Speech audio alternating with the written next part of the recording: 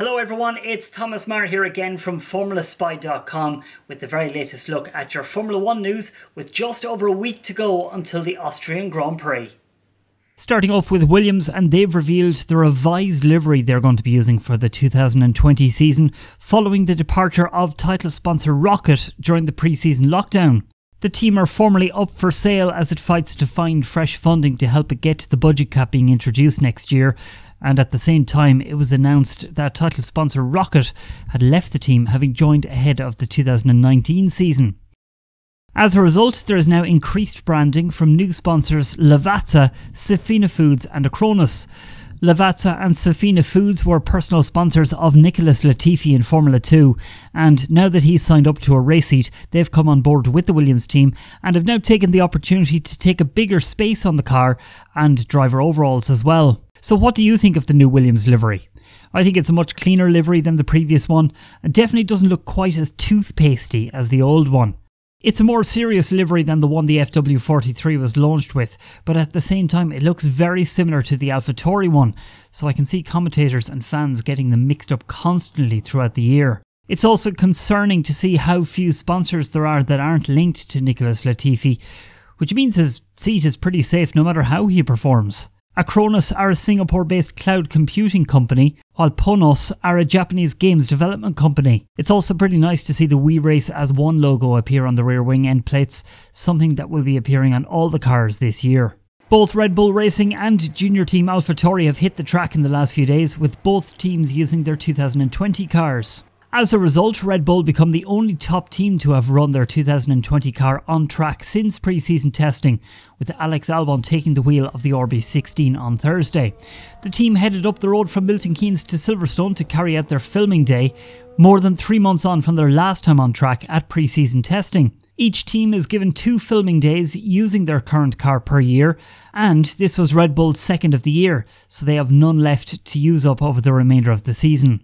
Filming days are restricted to 100 kilometres distance in total over the day, and teams must use specially provided tyre compounds from Pirelli that are specifically for filming day purposes.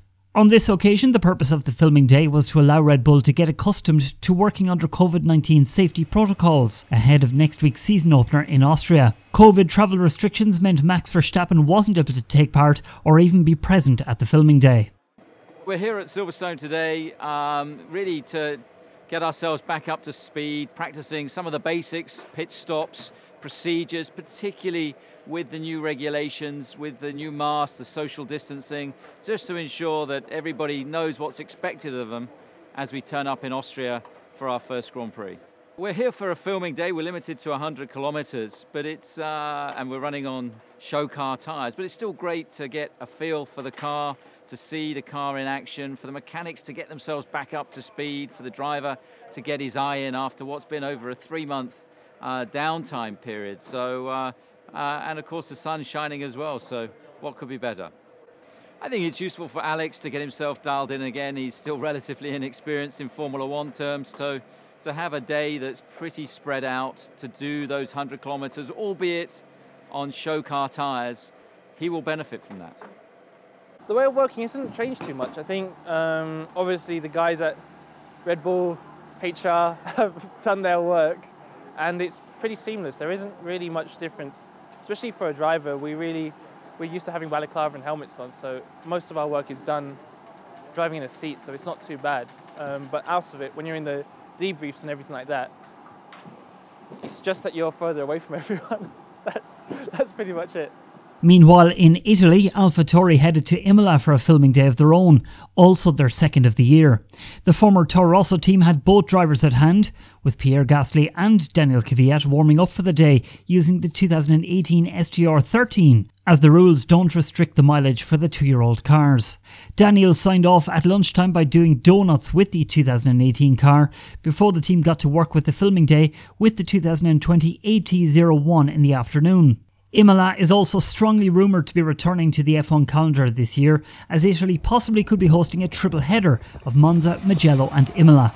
If this happens, it'll be the first Grand Prix held at Imola since 2006.